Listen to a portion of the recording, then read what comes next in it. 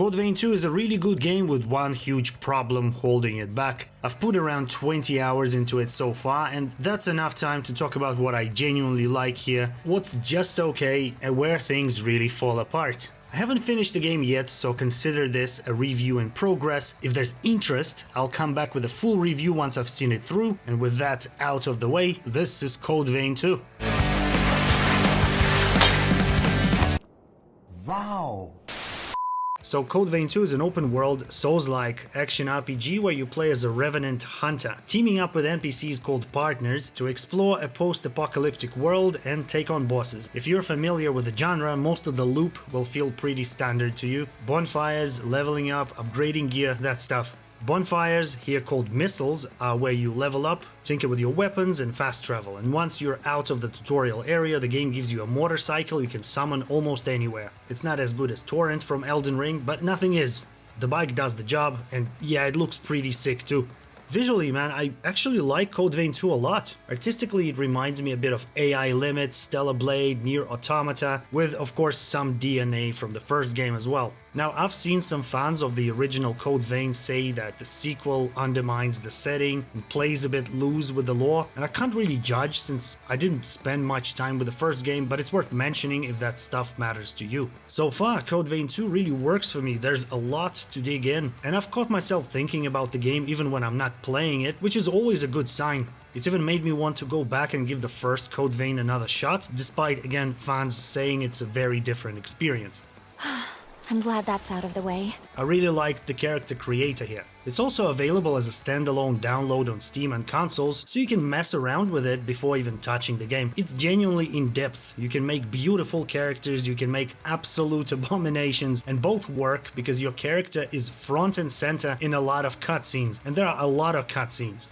I went down the beautiful route this time. I was jumping in completely blind, so I figured I might as well look at something nice while playing. The creator gave me more than enough options to get there. I ended up with a very tall, very hot, leather-clad, Lara Croft-inspired woman, and I regret nothing. There's a solid range of clothing and accessories too, definitely more than I remember from Code Vein 1, and I've seen some people online saying Code Vein 2 is censored. I can't really comment on that. All I know is that the game let me create a character with big boobs and big bum, so that's that. About half an hour in, you unlock an area where you can completely redo your character. Looks, clothes, accessories, everything. So if you mess something up early on, it's not permanent. I'm still pretty spoiled by Dragon's Dogma 2's character creator. That thing is unmatched for me, but this one is a very close second. It's really good. Combat is the core of any action game, so let's talk about that. I liked the combat here for the most part. I found it pretty engaging, and there's a good amount of weapon variety to play with. You've got one-handed, two-handed swords, bayonets, halberds, hammers, dual blades, and these rune blades that kind of float behind you, which is a cool idea. That said, combat does feel a bit floaty to me. Some recovery animations after attacks feel longer than they should, and the impact just isn't as visceral as I'd like. When your weapon connects, it doesn't always sell the hit. I'm still getting to grips with some of the deeper combat systems, so take this as early impressions rather than a full breakdown. I ended up focusing on one-handed swords, and I'm still using a katana-style weapon I found fairly early on. I usually gravitate towards slower, heavier weapons, but the greatsword I tried just didn't feel very good to use. It lacked that sense of weight and impact. So each weapon can be equipped with up to 4 special abilities called Formae. They're offensive, basically new combat moves, and others are more supportive, buffing your damage or resistances. Using Formae costs a resource called Ichor, which you extract from enemies using an item called Jail. Come again? Yeah, bear with me. Every jail has its own very over-the-top attack animation, and it's also what you use for riposte style attacks when enemies are broken or out of poise. On top of that, you've got separate offensive and defensive slots. Offensive slots include things like bows or various other gadgets like that axe that creates force fields, while defensive slots are for shields, parry tools, and similar items. There's clearly a lot here, and it feels like the game gives you plenty of room to experiment and put together a build that actually feels unique. One of the most important systems is your blood code. It works like a class system and it can be swapped on the fly. Each blood code changes your stats and comes with its own strengths and weaknesses, which adds another layer to how you approach combat. Anyway, this is just my surface level understanding for now. Once I've spent more time with the game, I'll go much deeper into combat in a full review. Outside of combat, you'll spend a lot of time exploring. The first hour or so takes place on an island that works as a tutorial area. On the surface, it feels like something you could rush through in about 30 minutes, but if you take your time, there's actually a lot to find. Extra items and hidden paths, and even an optional dungeon. I ended up fully clearing the island before moving on, and I'd strongly recommend doing the same. Once you beat the boss there, the game opens up and you get access to the wider world. From that point on, you can pretty much go wherever you want. You've also given a motorcycle for traversal, and overall I found it pretty fun to use. It controls more like actually riding a bike than I expected, which was a nice surprise. That said, it's a bit clunky. I got stuck on debris more than once, bumped into walls, and while the bike can jump, it doesn't always help much. It just gets the job done, but it's not exactly smooth. So far though, I'm enjoying the open world. There are roaming enemies, items to find, and a decent number of dungeons scattered around. The downside is that it looks like some of those dungeons aren't accessible right away. You'll find a cool looking location and spend some time figuring out how to get inside, and then hit the door that just says kinda like locked for now. It feels like certain areas are tied to side quests maybe, and only open when the game decides you're allowed to go there, which is a bit of a bummer. The world map is covered in fog of war, and to clear it you need to find and destroy map jammers. It's very similar to how this works in Elden Ring, and to some extent the first Code Vein as well. Here they're highlighted on the map by these pulsing circles, so you're not completely wandering blind. Unlocking a few of them early on helps a lot with understanding the layout of the world and opens up more exploration options before you fully commit to the main quest. On my first playthrough I'm always avoiding guides, so I've been using that a lot to get my bearings and, see what else is out there. Before moving on to the more technical side of things, I want to briefly touch on the story. No spoilers, and full honesty here, I don't completely understand what's going on in Code Vein 2 yet. From what I can tell, you play as a revenant hunter, someone who hunts revenants, who are basically vampires, except you're also a vampire. Early on, you're resurrected by a character named Lou, who literally gives you half of her heart to bring you back.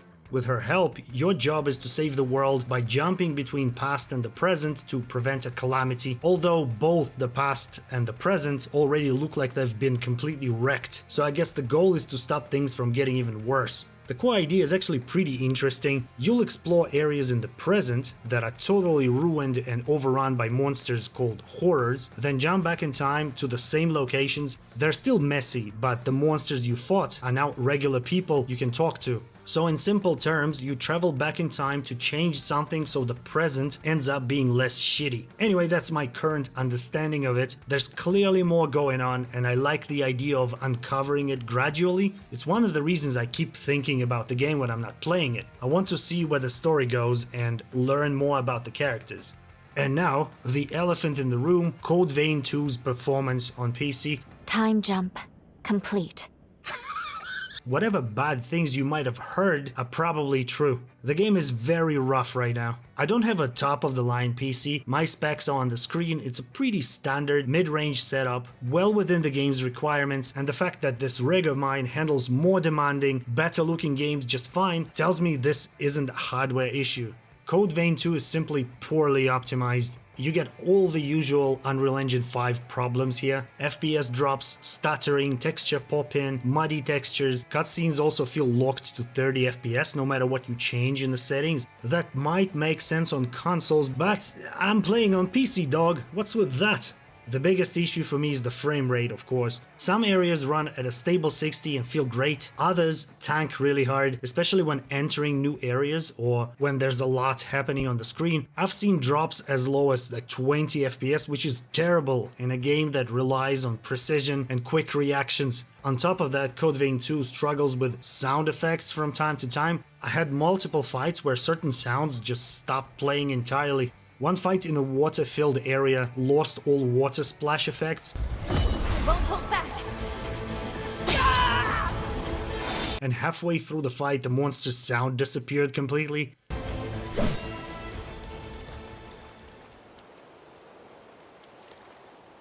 It only happened a few times in my 20 hours, but when it does, it's extremely jarring and completely breaks immersion. I really hope Bandai Namco addresses this, along with the other technical issues, in a day one patch or something. The game officially launches on January 30, the same day this video goes live, so there's a chance some of those problems are already fixed by now. That said, based on my experience so far, I wouldn't get my hopes up. They sure don't make it easy, do they? As it stands, the mixed rating on Steam feels completely justified to me, and most of the negative reviews are focused on performance. And this all really bums me out, because I think the game itself is really good. And here are some of my personal nitpicks with Code Vein 2, things I can live with, but that still stood out enough to bug me. First, sound design. Outside of the bigger audio bugs I mentioned earlier, the moment-to-moment sound design is just underwhelming at times. Parry sounds are a good example. Pulling off a parry takes timing and skill, right? But the audio feedback doesn't sell it at all. You'd expect something with a bit more weight to it, a small sonic reward for doing something right, but here it is.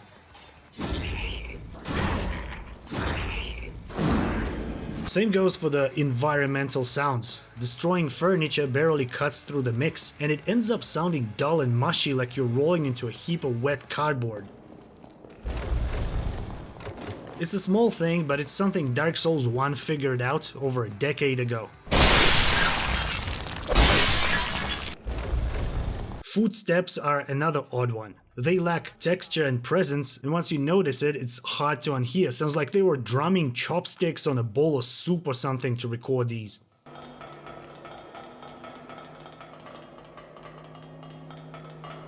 Another small gripe is boss reuse. There's an optional boss you fight early on, and not long after you're fighting the exact same one again to progress the story. I get why it's there, and it's not a deal breaker, but it still feels a bit lazy. And finally, some invisible walls.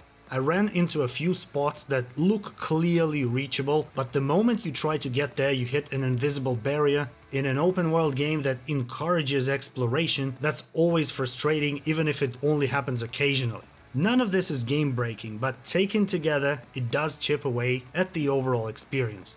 And that's about it. Code Vein 2 runs like absolute dog shit on my PC, but I'm still enjoying it, which says a lot. There is a good game here, buried under some serious technical issues. Let me know if you want a full review once I finish it, hopefully before Neo 3 drops, and thanks for watching. See you in the next one. I'm glad that's out of the way.